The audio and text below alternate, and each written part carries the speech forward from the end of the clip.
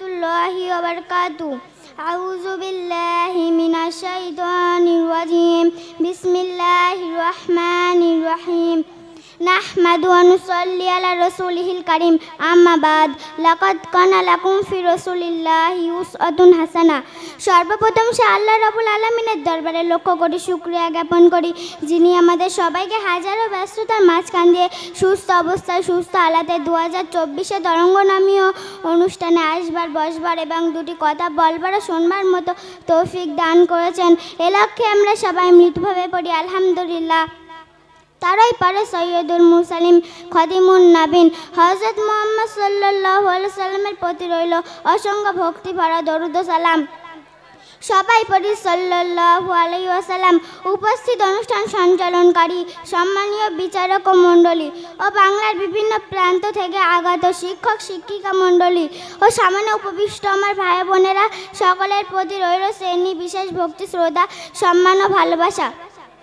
সম্মানীয় উপস্থিতি, আমি আপনাদের সম্মুখে কোরআন শরীফের মধ্য থেকে ছোট একটা আয়াতের অংশ তেলাওয়াত করেছি। মহান আল্লাহ বলেন, নিশ্চয় আমার রসুলের ভিতরে রয়েছে তোমাদের জন্য উত্তম আদর্শ।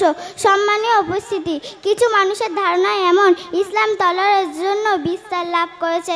সুধী শ্রোতা মণ্ডলী, আজ আমি প্রমাণ করে দেব যে ইসলাম তলোয়ারের জন্য ইসলাম বিস্তার লাভ করেছে মানবতায় ও উদারতায়। একদা কিছু মানুষ নবী সাল্লাল্লাহু আলাইহি সাল্লামের কাছে আসলেন। তো নবী সাল্লাল্লাহু আলাইহি সাল্লাম তাদেরকে মেহমানদারি করার জন্য এই ব্যবস্থা করলেন। সাহাবা হুজুরদেরকে বললেন, তোমরা এক একজনকে নিয়ে যাও আর উত্তম মেহমানদারির ব্যবস্থা করো। ওই মানুষগুলোর ভিতরে একজন বিখ্যাত দুষ্ট লোক ছিল, তাকে কেউ গ্রহণ করতে রাজি হলো না। তো নবী সাল্লাল্লাহু আলাইহি সাল্লাম তাকে নিজের বাড়িতে মেহমান হিসাবে রাখলেন। নবী সাল্লাল্লাহু আলাইহি সাল্লামের বাড়িতে যে খানা পাকানো হয়েছিল, ওই বিখ্যাত দুষ্ট লোকটি এই নিয়েতে সব খেয়ে নিল যে বাকিরা সবাই যেন ক্ষুধার্ত থাকে। নবী সাল্লাল্লাহু আলাইহি সাল্লাম তাকে আলাদা ঘরে সুন্দর বিছানার ব্যবস্থা করে দিলেন রাতে বিশ্রাম করার জন্য। এদিকে অত্যাধিক খাওয়ার কারণে দুষ্ট লোকটির বদহজম হয়ে গেল এবং সে রাতে বিছানাতে পেশাব পায়খানা করে ফেলল।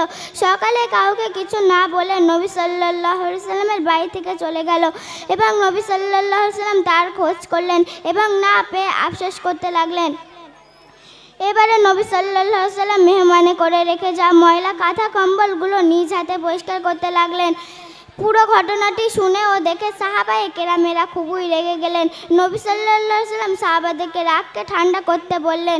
এদিকে দুষ্ট লোকটা কিছুটা রাস্তা যাওয়ার পর তার মনে পড়ল যে নবী সাল্লাল্লাহু আলাইহি সাল্লামের বাড়িতে সে তার তলোয়ারটি ফেলে রেখে এসেছে। তো তলোয়ার নেওয়ার জন্য নবী সাল্লাল্লাহু আলাইহি সাল্লামের বাড়িতে উপস্থিত হলেন। এসে দেখলেন যে নবী সাল্লাল্লাহু আলাইহি সাল্লাম ওই ময়লা কাপড়গুলো নিজ হাতে পরিষ্কার করতে লাগলেন আর সাহাবাদেরকে রাগ করতে নিষেধ করছেন। এই ঘটনা নবী সাল্লাল্লাহু আলাইহি সাল্লাম মেহমানকে যখন দেখতে পেলেন, পূর্বে বর্ণিত কর্মকাণ্ডের জন্য নবীজি তাকে কিছুই বললেন না, বড় খুশি মনে তার শরীরের অবস্থা জিজ্ঞাসা করলেন এবং তার তলোয়ারটি তার হাতে তুলে দিলেন। এই সব কিছু দেখে মেহমান তক্ষুনি মুসলমান হয়ে গেলেন। আমরা সবাই পড়ি সুবহানাল্লাহ। সুধী শ্রোতা মণ্ডলী, এর দ্বারা আমরা বুঝতে পারলাম ইসলাম তলোয়ারের জন্য ইসলাম বিস্তার লাভ করেছে মানবতায় ও উদারতায়। আল্লাহ আমাদের সবাইকে নবী সাল্লাল্লাহু আলাইহি সাল্লামের আদর্শ মেনে চলার তৌফিক দান করুন, আমিন। এই বলে আমার বক্তৃতা শেষ করছি।